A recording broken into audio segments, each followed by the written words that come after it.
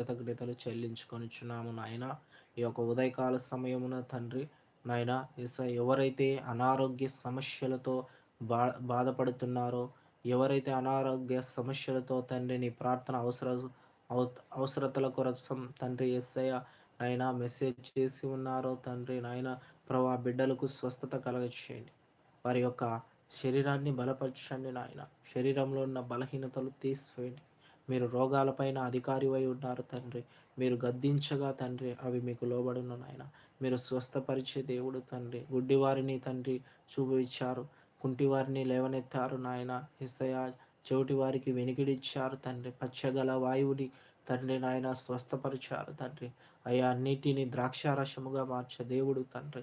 నీకు అసాధ్యమైనది ఏదీ లేదు ప్రభువా.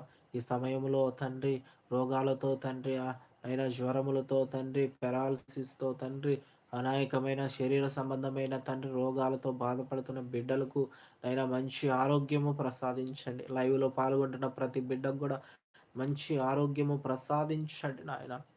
అయ్యా! నీ యందు విశ్వాసం ఉంచి మేము ప్రార్థిస్తున్నాము తండ్రి.